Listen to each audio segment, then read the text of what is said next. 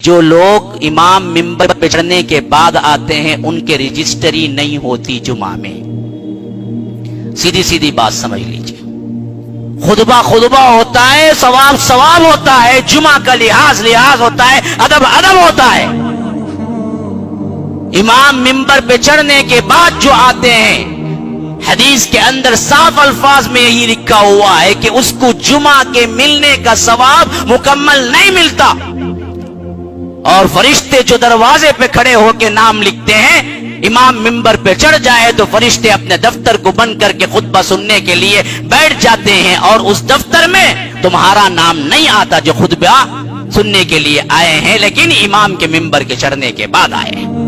جو پہلی گھڑی آتا ہے اس کے لیے اون قربان کرنے کا ثواب ملتا ہے، جو دوسری گھڑی آتا ہے اس کے لیے گائے قربان کرنے کا ثواب ملتا ہے، جو تیسری گھڑی آتا ہے اس کے لیے بکرا ذبح کرنے کا ثواب ملتا ہے، جو چوتھی گھڑی آتا ہے اس کے لیے اللہ کی راہ میں ایک مرغی دینے کا ثواب ملتا ہے، جو پانچویں گھڑی آتا ہے اس کے لیے ایک انڈا دینے کا ثواب ملتا ہے. یہ 5 گھڑیاں اللہ کو بہتر معلوم ہے، لیکن وہ جب کھڑے ہوتے ہیں وہ امام کے منبر پہ چڑھنے سے کتنے گھنٹے پہلے دروازے پہ کھڑے ہوتے ہیں یہ معلوم نہیں ہے. اور یہ تقسیم بندی 1 گھڑی 2 گھڑی یہ بھی کس حیثیت سے تقسیم ہوتے ہیں یہ بھی نہیں معلوم ہے. لیکن ان 5 ادوار کے بعد جب امام منبر پہ چڑھ جاتا ہے تو وہ دفتر بند کر کے بیٹھ جاتے ہیں.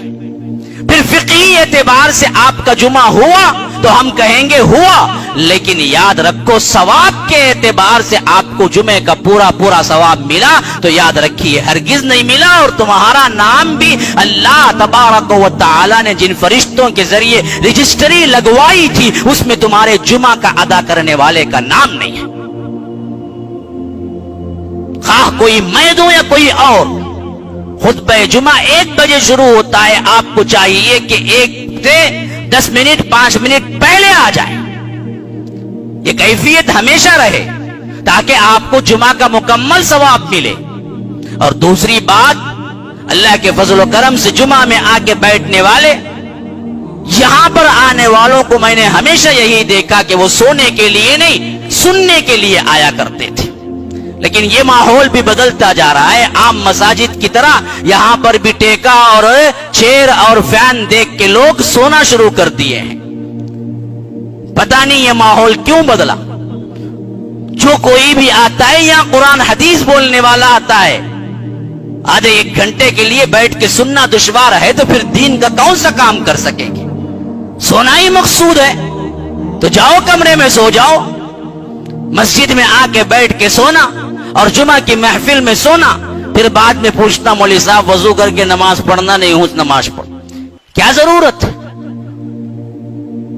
حالات تبدیل ہو رہے ہیں، ایسا نہیں ہونا چاہیے. اللہ تبارک و تعالی نے ایک توفیق دے. یہ جمعہ کی محفلیں بہت باادب رہنے کی ہیں اور یہاں پر سننے کے لیے آتے ہیں، سمجھنے کے لیے آتے ہیں. یہاں بھی بیٹھ کے سو رہا ہے بندہ.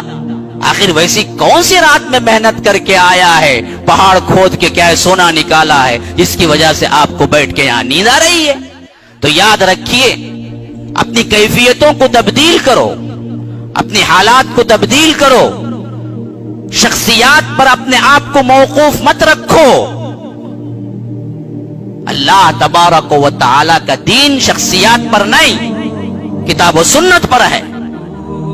جو باتیں جو ادب آپ کو سکھلائے گئے ہیں ہر ایک کے ساتھ وہی سلوک ہونا چاہیے.